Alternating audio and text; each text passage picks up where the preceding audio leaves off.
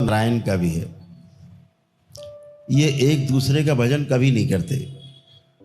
ऐसा कहा जाता है कि नारायण शिव का भजन करते हैं, शिव नारायण का भजन करते हैं, ऐसा कभी नहीं होता। ये दोनों एक दूसरे के भजन में रहते हैं, करते नहीं हैं। वो है ही, उन्हें भजन करना नहीं पड़ता, भजन में रहते हैं एक दूसरे के, क्योंकि एक दूसरे के पूरक हैं। जीवन के साथ साथ नारायण की जो शक्ति है रहती रहती है। जीवन में गड़बड़ी ना होने पाए, इसके लिए शिव की शक्ति रहती है। जो आपके पास है ठीक से आप सदुपयोग कर सकें, ये शिव की शक्ति है। और बार बार जन्म न लेना पड़े, इसलिए शिव है। तो दोनों की आवश्यकता इस शरीर यात्रा में पड़ती है। जब अकेले जीना होता है तो खाली शिव से भी काम चलता रहता है आपका। लेकिन अगर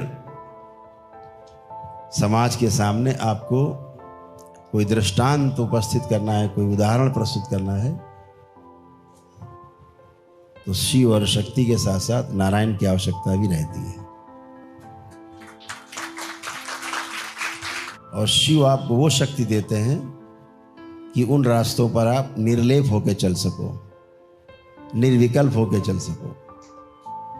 आपको कोई लुभा न पाए, लालच में डाल न पाए, मोह में घसीट न पाए, इसके लिए शिव है।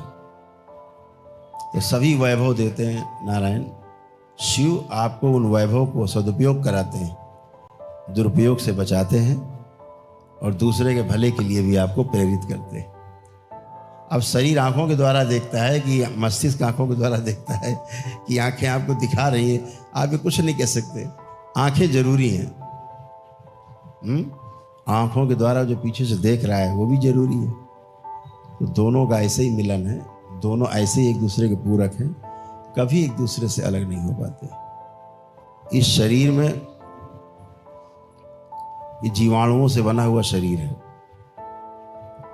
खरबों गुणा खरबों सेल्स आपकी बॉडी में है। इनका पालन नारायण ही करते हैं।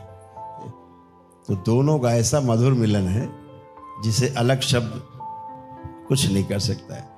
वो एक साथ रहेगा, साथ आते हैं, साथ रहते हैं, साथ ही साथ रहेंगे। कभी विलग नहीं किया जा सकता, हमेशा साथ रहेंगे। तभी जीवंतता है। तो वह चलता फिरता दिखाई देता है। जीवन हटा दो तो शव है। इसलिए शिव और शक्ति साथ साथ नारायण का भी रहता ही रहता है, क्योंकि शिव शक्ति तो अलग हो ही नहीं सकते, वो तो हैं ही। कोई एक किए नहीं गए, एक हैं ही। जो एक किया नहीं गया है कभी, उसे कभी अलग नहीं किया जा सकता है। अलग उसे किया जा सकता है जो कभी एक किए गए हों। लेकिन जो है ही, तो उसको